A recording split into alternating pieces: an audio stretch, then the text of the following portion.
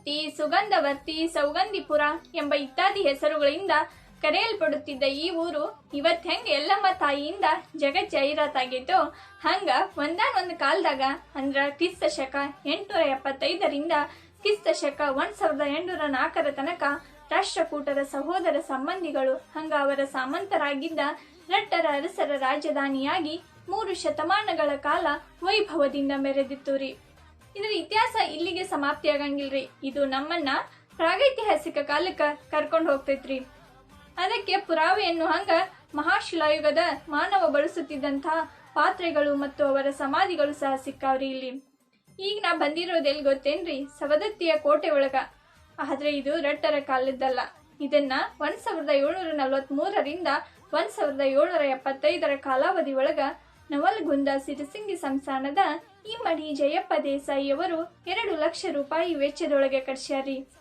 1777ರಿಂದ 1782 ಕಾಲಾವಧಿ ಒಳಗ ಹೈದರಾಲಿ ಈ ಕೋಟೆಯ ಮೇಲೆ ದಾಳಿ ಮಾಡಿ ಕಪ್ಪ ಕಾಣಿಕೆಗಳನ್ನ ಪಡೆದಿದ್ದಲ್ದ ಇಡೀ ಸಾಮ್ರಾಜ್ಯವನ್ನೇ ಲೂಟಿ ಮಾಡಿದ್ದರ ಪುರಾವೆಗಳು ನಮಗ್ ಸಿಗ್ತಾವ್ರಿ.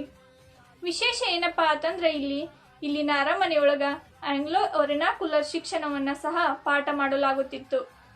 ಆದ್ರೆ 1942ರ ಬ್ರಿಟಿಷರ ಭಾರತವನ್ನ ಬಿಟ್ಟು ತೊಲಗಿ ಆಂದೋಲನದೊಳಗ ಅರಮನೆ ಸಂಪೂರ್ಣವಾಗಿ ನಾಶ ಆಗ್ತೈತ್ರಿ. ಹಂಗಾಗಿ ಆ ಶಾಲೆಯನ್ನ ಇಲ್ಲಿನ ಶ್ರೀ ಕಾಡಸಿದ್ದೇಶ್ವರ ದೇವಸ್ಥಾನಕ್ಕ ಸ್ಥಳಾಂತರ ಮಾಡಲಾಗುತ್ತ.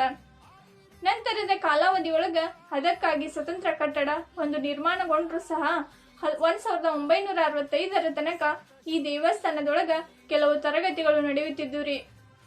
ಇನ್ನು ರಟ್ಟರ ಬಗ್ಗೆ ಹೇಳುವುದಾದ್ರ ಇವರ ಅನೇಕ ಶಾಸನಗಳೊಳಗ ಇವರು ಲಟ್ಟಲೂರು ಪುರವರಾಧೀಶ್ವರ ಅಂತೇಳಿ ಬರೆಸಿಕೊಂಡಾರ. ಇದರ ಅರ್ಥ ಅಂದ್ರ ಲಟ್ಟಲೂರಿನ ಪರಮ ಅಧಿಪತಿಗಳು ಅಂತೇಳಿ. ಈ ಲಟ್ಟಲೂರು ಅಂತ ಅಂದ್ರ ಇವತ್ತಿನ ಮಹಾರಾಷ್ಟ್ರದ ಲಾತೂರು ಅದವರ ಮೂಲ ಅಂತೇಳಿ ಅನೇಕ ಇತಿಹಾಸಕಾರರು ಅಭಿಪ್ರಾಯಪಟ್ಟಾರಿ. ಈ ರಟ್ಟರು ಜೈನ ಧರ್ಮದ ಆರಾಧಕರಾಗಿದ್ರು. ಹಂಗಾಗಿ ಅವರ ಕಾಲದ ಅನೇಕ ಜೈನ ಬಸದಿಗಳು ಮತ್ತು ಅವರ ಕೆತ್ತಿದ ಶಾಸನಗಳು ಸಹ ನಮಗ್ ಕಾಣಸಿಗ್ತಾವ.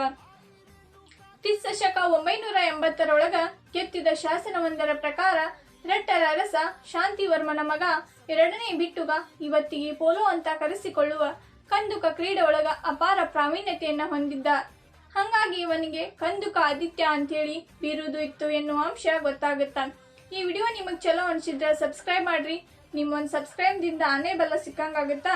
ಹಂಗ ಸವದತ್ತಿಗೆ ಸುಗಂಧವರ್ತಿ ಅಂತ ಯಾಕೆ ಕರೀತಿದ್ರು ಅಂತ ಹೇಳಿ ಕಮೆಂಟ್ ಒಳಗ ತಿಳಿಸೋದನ್ನ ಮರಿಬೇಡ್ರಿ.